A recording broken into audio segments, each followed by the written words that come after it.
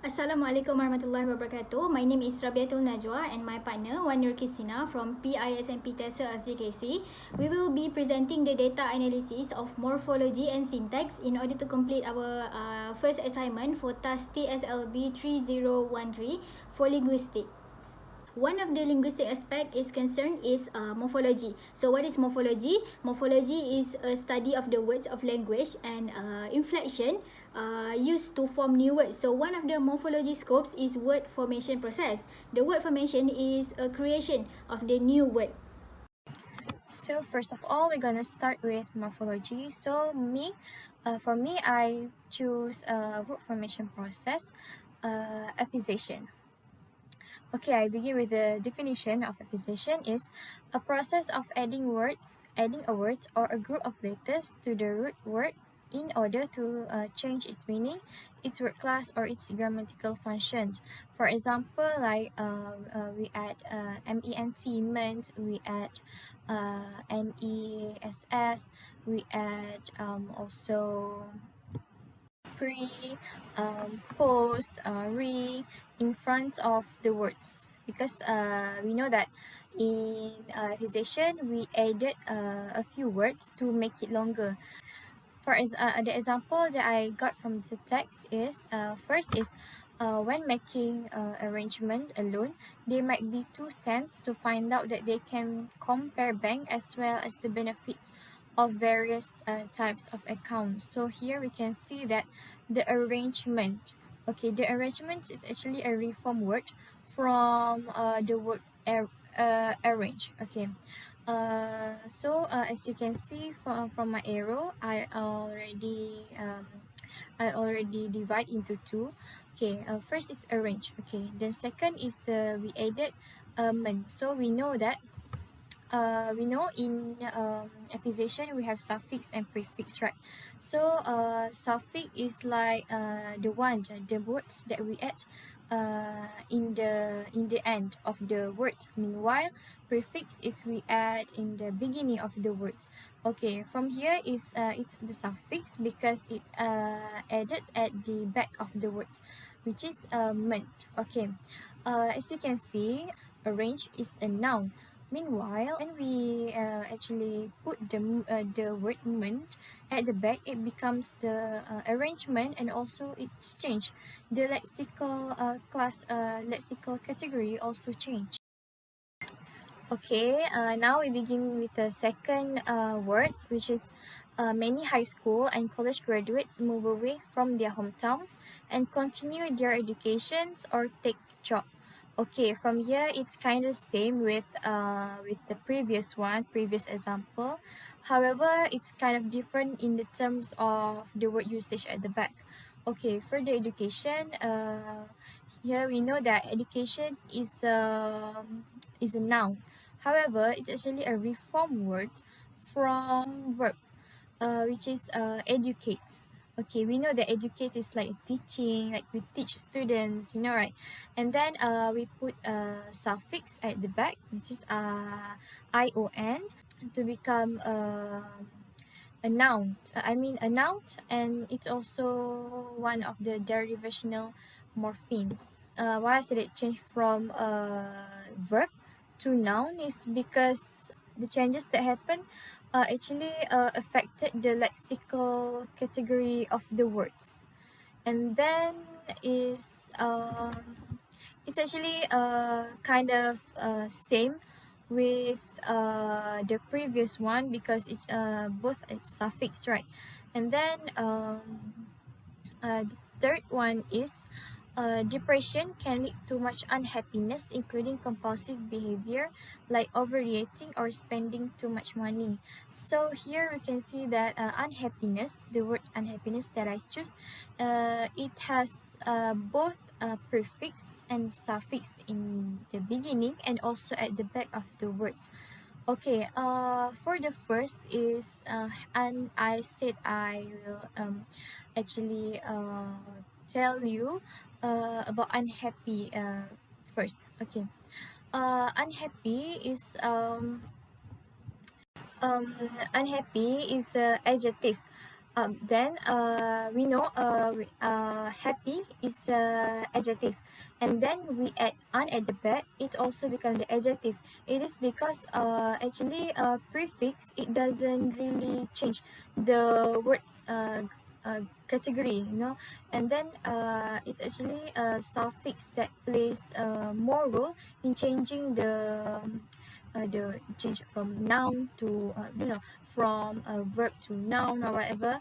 And then then as you can see, I divide in three. The un is prefix, and then happy, and then nest. Okay, un is prefix, nest is suffix, and then happy is actually the root word of this. Other than the word formation process affixation that was explained by my partner, Qistina, in the previous slide, another word formation process that is widely used in English linguistic morphology is compounding. So, what is compounding? In English grammar, compounding is the process of combining two words, free morphemes, to create a new word, commonly a noun, verb, or adjective. So, meaning to say, compounding is a word formation process consisting joining two or more bases to form a new unit. So according to Robert Salleh 2005, compounds are words formed by combining roots, and that much smaller category of phrasal word, that is items that have the internal structure of phrases but function syntactically as a word. It is a common device which has been productive at every period of English language. So today, the largest new word are formed by compounding. So compound words can be in many types, commonly in noun, verb, adjective, and in different form which are space, non-space, and hyphen. To start off, I will be introducing you to the types of compounding. Basically, there are three types of compounding. The first one is open compounds. So open compounds words are formed when two words remain separate on the page but are used together to create a new idea or a new word with a specific meaning. And secondly, the closed compounds. Closed compounds words are formed when two fully independent unique words are combined together to create a new word. And the third type is hyphenated compounds. Hyphenated compounds words are hyphenated compound words are formed when two separate words are joined together by a hyphen. And then actually I have provided a few examples of each type of compound words to show how this word formation process compounding works on a sentence. So let's begin. So based on academic text written by Max Burton entitled Alone is Never Lonely that I have read, I have found a few examples of word compounding. Here I have identified and highlighted the examples in red color. So the first example of sentence that contains a compounding word is in line A, as you can see. The sentence sounds, we can see that most of high school graduates or teens move either for further their education. As you can see, the word high school is created from two different words with each contains a different meaning. So basically, the word high is an adjective that is defined as something that is further up than normal, something that is far above the ground, something that is taller than average, or it can also be a slang for being under the influence of drugs. Meanwhile, the word school is an educational institution designed to provide learning spaces and learning environment for the teaching of students under the direction of teachers. So when these two words are combined together, it creates a new meaning to the sentence. So in the text provided, high school actually describes an academic institution providing education more advanced than elementary or middle school, but still less advanced than college. So high school in the US, United States, provide both lower secondary education to the students age 12 to 15 and also upper secondary education age 15 to 18. That is what high school meant in the text. So the second example of compounding word is in the sentence of line 29. First, they need to understand the root word of feeling. So the word root, ROOT, actually simply means the part of a plant which attach it to the ground or for a support. Or it also means the basic source or origin of something. So meanwhile, the word word is a single distinct meaningful element of speech or writing, basically used with others or sometimes alone to form a sentence. When these two words are combined together in a sentence, it creates a meaning of the most basic part of a word. So root word is actually means the only part that left after we remove all the affixes attached at the beginning, center, or at the end of a particular word. Okay, so basically, compound words are created in cases where when modifying adjective is used when it's noun to create a new word, new noun. Okay, why is these are compound words? Okay, I think it is because the two words remain separate on the page but are used together to create a new idea with a specific meaning. That is why it is called compound open compound words. So we can also identify an open compound words just by looking at the space between the two words. Next, I have prepared the example of closed compounds. The first example that can be found in the text is in line 3 to 4.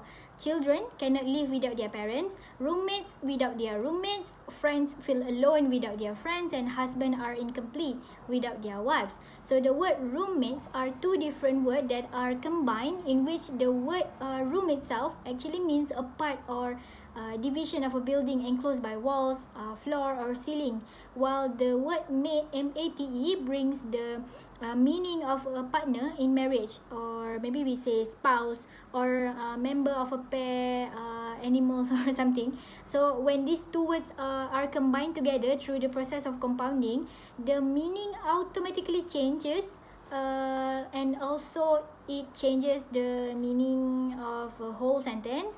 So the word roommate means a person or people who are sharing a living facility such as room or dormitory or something. Okay, then the second example we can see here of close compounding word formation process. It can be found in text line 4 to 5. Okay, the sentence statistic prove that no one is ready to live alone or without their loved ones, especially after breakups. So the single word break means to fracture or crack or destroy, while the noun refers to an interruption or a little time off, while the word up up means something is directed or moving towards a higher place or position. So it's a completely different meaning between break and ups. So when these two words are combined together, break and up are combined together, it eventually creates a whole different meaning to the sentence. So in this text, the word break up slightly means the termination of a relationship by any means other than death. So the term is less likely to be applied to a married couple, while breakup is typically called a separation or a divorce. So okay, like when these two words breakups and roommates are identified as close compound words because they are formed by two fully independent words, which are when they are combined to create a new words, you can see the meaning changes. So you see, close compound word can sometimes be confused to be a basic root word because there are no space, there are no hyphen between the two words, which make them oftenly misread by the readers. So these words were not used together at first, but then now accepted as a real word in English language. The last type of word formation compounding is hyphenated compounds. Like I mentioned earlier, hyphenated compounds mean that the words are formed when two separate words are joined together by a hyphen. So the first example of hyphenated compounds, compounding words that I have found in academic text chosen, it can be seen in line 3, which says teens move either for further their education or for earning from their part-time jobs. So the word part-time is the hyphenated compounds. You can see the hyphen located in between the word part and time, right? So the word part actually means an amount or section which, when combined with others, it makes the whole of something. Meanwhile, the word time, as we know, it means a measurable period during which an action, process, or condition exists. Usually, we measure the time in seconds, hours, or minutes. Okay, so as we know, the word part-time brings a whole different meaning of working a regular time period. This whole sentence eventually means that the teenager move out from their parents' house to live alone to earn money from working only at a certain time. Maybe because they are studying, so they cannot work full-time or all day long. And the second example of hyphenated compound can be found in line 23.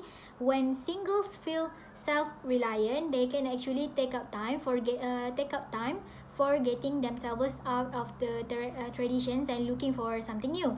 In this sentence, the word self-reliant is the hyphenated compounds. So the word self-reliant are combined by two slightly different meaning with two complete two complete meaning words lah. Whereas the word self is an individual person as an object of its own reflective consciousness. Meanwhile, the word reliant means the need to depend on something or someone in order to be able to do something. When these two words are combined together, they are put together in one sentence, it brings a whole different meaning to the sentence. Okay, so the word self-reliant is referred in the text is referred to the capacity to rely on one's own capabilities, manage our own affairs, or usually we use the words independence, which means we don't depend on anyone other than our own self in any circumstance. So why are these two words are identified as hyphenated compounds? Obviously, because there is a hyphen located between the two words. A properly placed hyphens help the readers understand the intended meaning. Sometimes when two words are combined, readers tend to misread. So when there is a hyphen between the two combining words, they will realize that the real meaning of a word.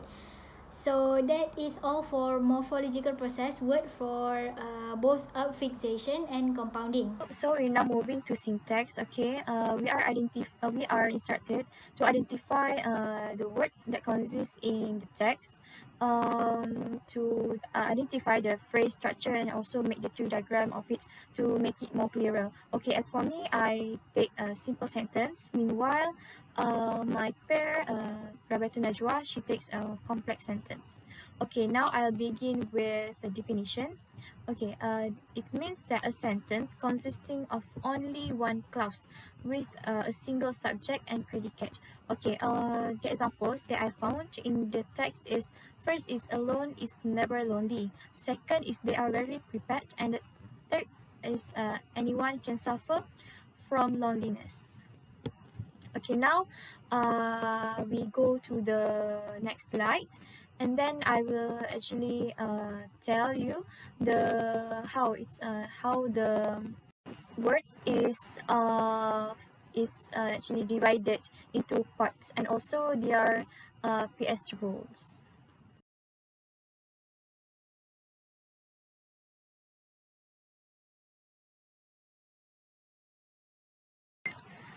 Okay, before I start explaining the abstract data of my three examples, I would like to enlighten you what is actually tree diagram. Okay, tree diagram is actually a phrase structure tree that represents a visual of constituent structure and grammatical categories.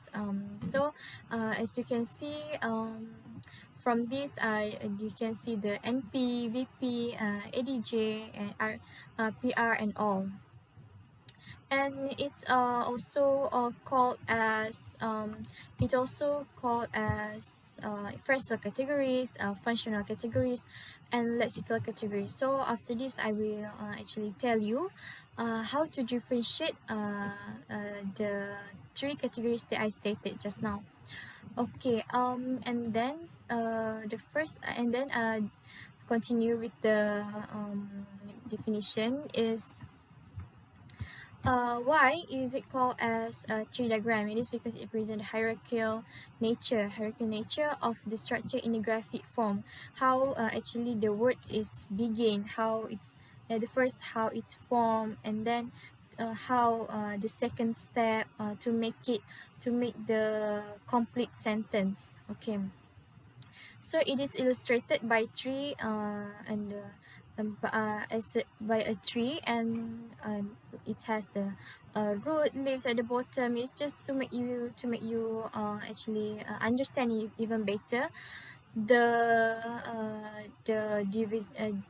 divides. Okay, and then now we will gonna explain you about the three examples that I found. Okay, first is a lone one is never lonely.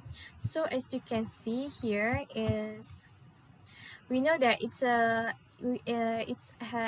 has s at the top. It is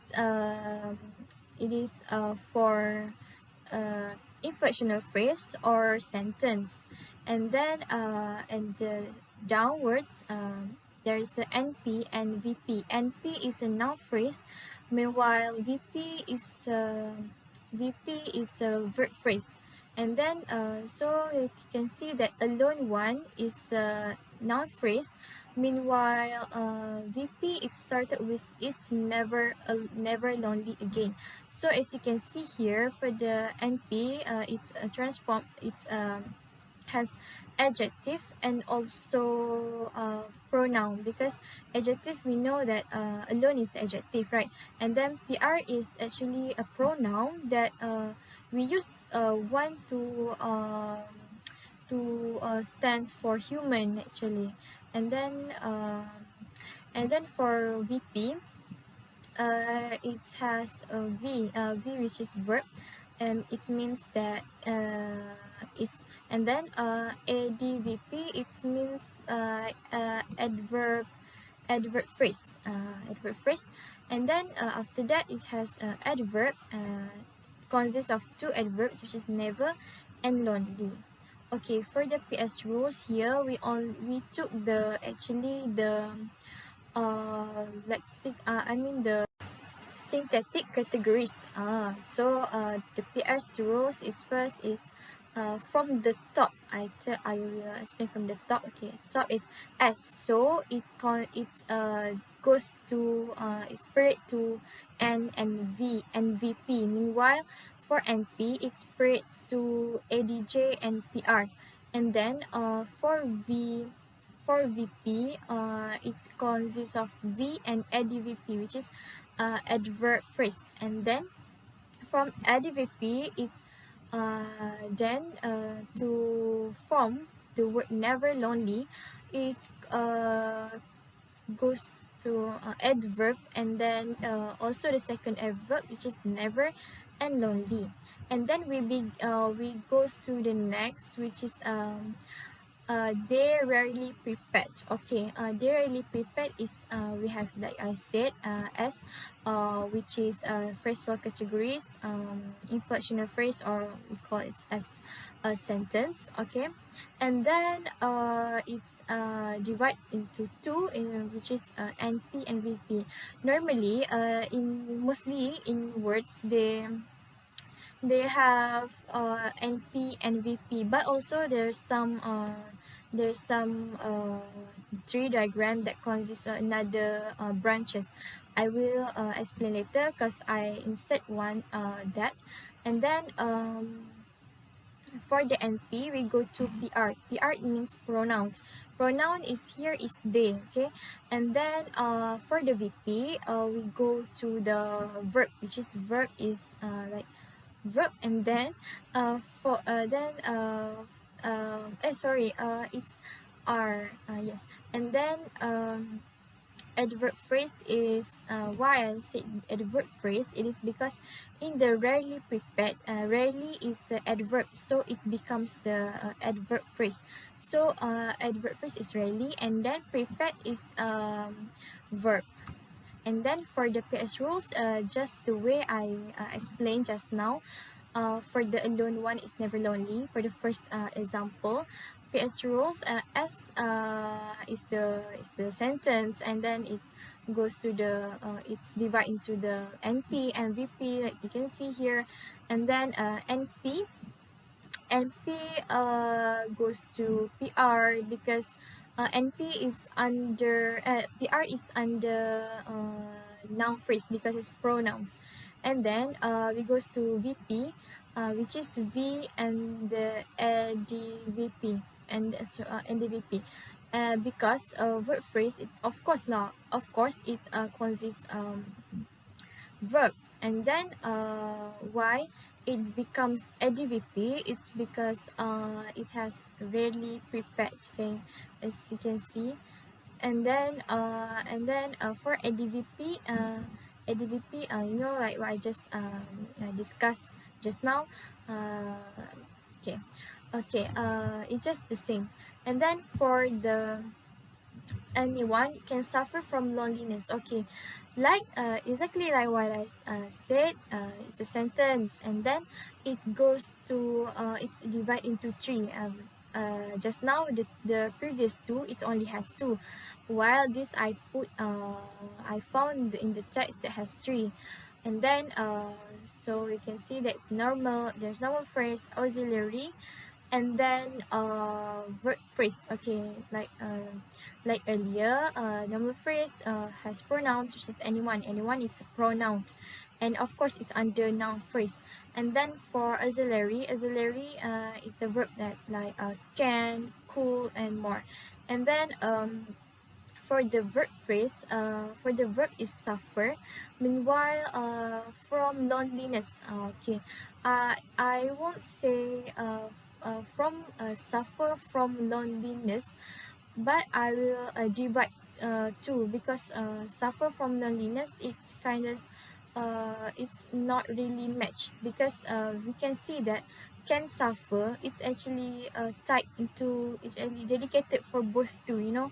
Can suffer, we cannot say that anyone can, and then we say that suffer from loneliness.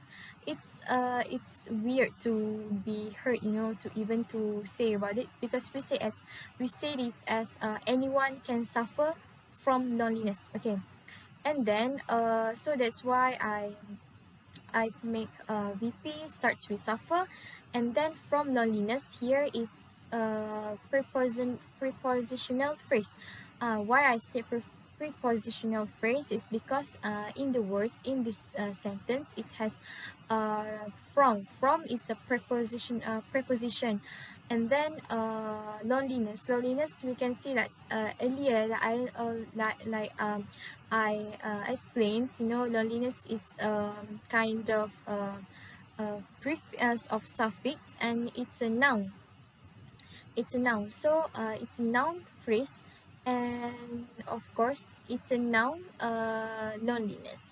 Okay, from here for the PS rules, S is NP, also have auxiliary, and then VP, and then from the view of NP, there is a PR, which is a pronoun, and then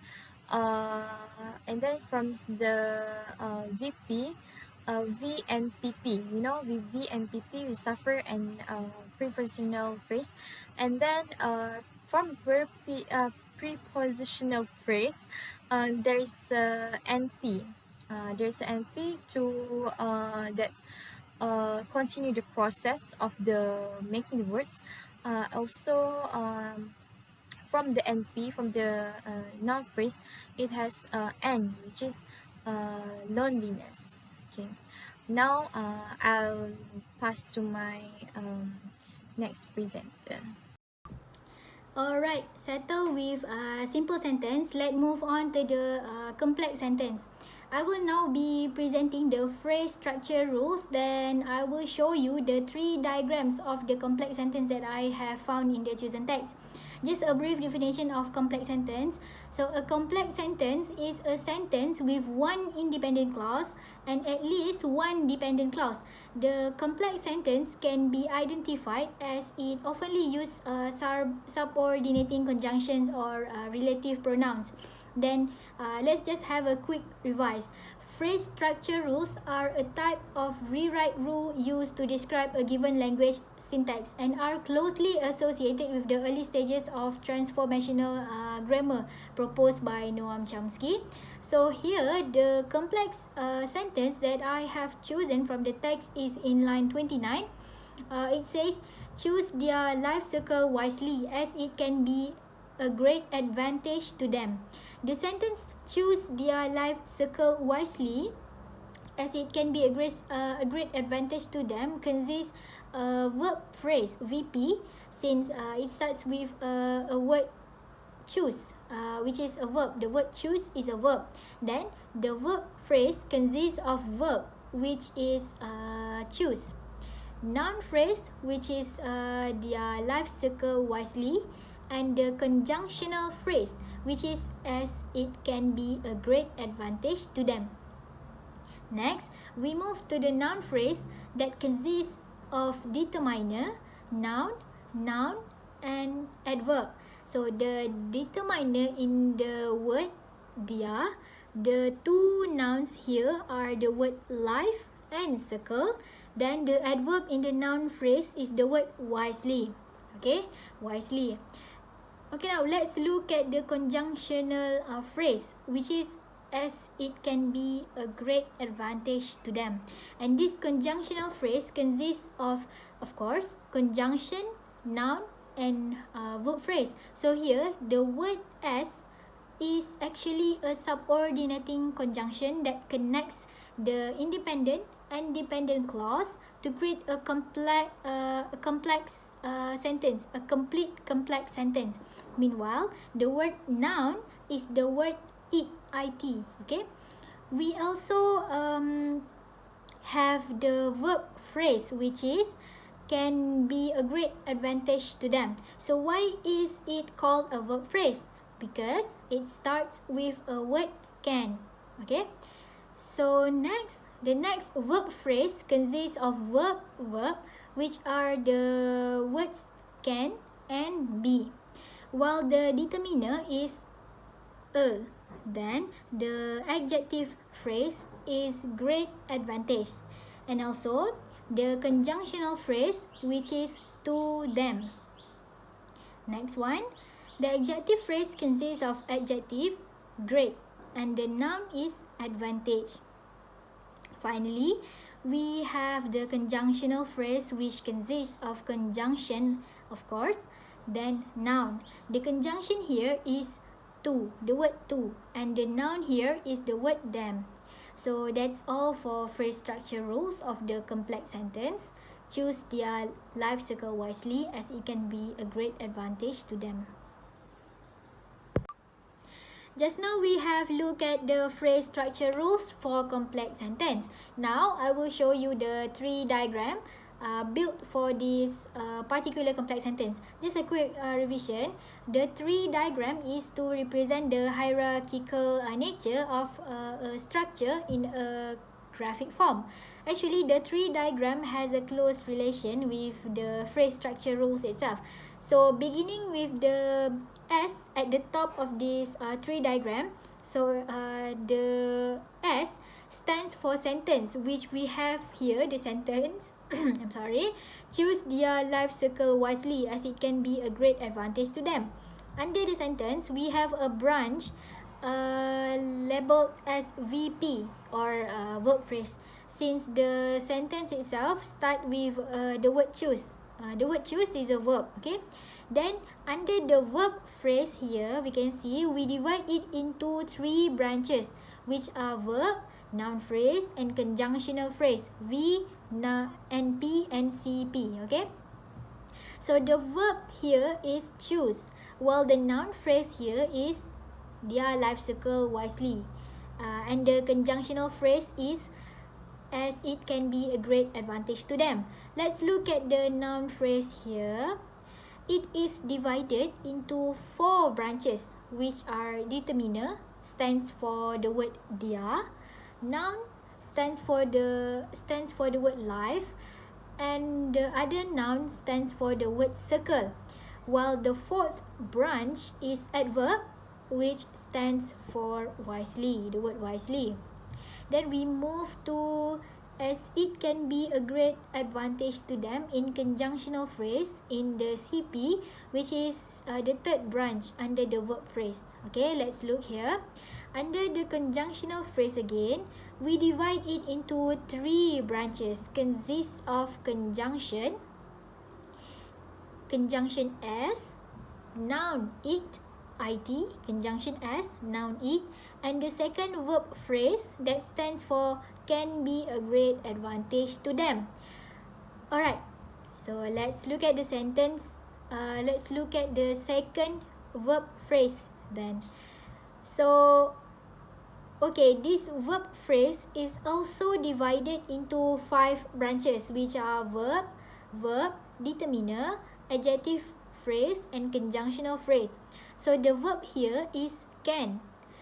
Another verb is be, and the determiner stands for a.